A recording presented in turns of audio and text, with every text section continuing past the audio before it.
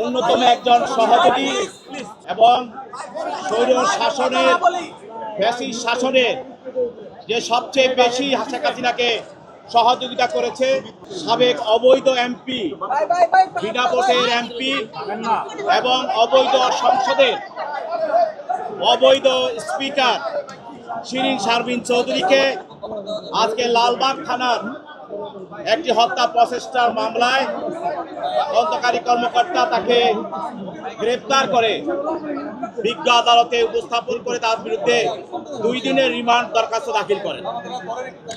তদন্তকারী কর্মকর্তা আদালতকে বলেন, এই শিরিন শারমিন চৌধুরী ফ্যাসিস্ট হাসিনার একজন অন্যতম সহযোগী।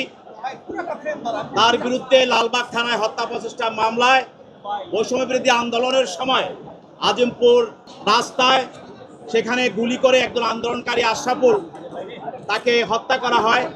এই মামলায় সে এজাহার নামী আসামি। সে 5 আগস্টের পর সে আত্মগোপনে চলে যায়।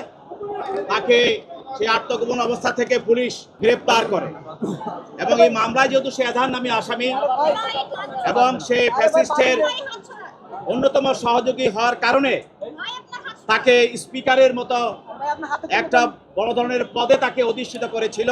তার কাছে বৈষম্য ছাত্র আন্দোলনে যে আমাদের 1500 আমাদের ছাত্র জনতাকে হত্যা করা হয়েছে এবং 20,000 নেতা কর্মীকে চোখ হাত পা অঙ্গহানি করে তাদেরকে আহত করা হয়েছে। এইসব ঘটনার সঙ্গে এইসব পরিকল্পনার সঙ্গে এবং গণভবন সহ বিভিন্ন জায়গায় যে পরিকল্পনাগুলো করা হয়েছিল এটার সঙ্গে এই শিরিন শারমিন চৌধুরী জড়িত।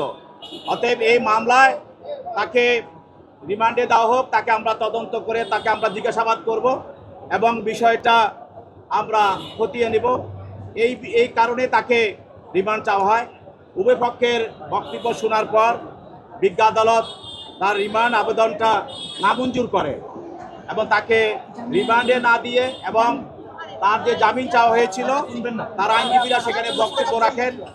তাদের জামিন দরখাস্ত তারা শুনানি করেন এবং তাদের জামিন দরখাস্ত নামঞ্জুর করেন এবং রিমান্ড দরখাস্তটাও সরকার পক্ষে যে রিমান্ড দরখাস্ত সেটাও নামঞ্জুর করা হয় এবং তাকে CW মূলে জেল হাজতে করা হয়।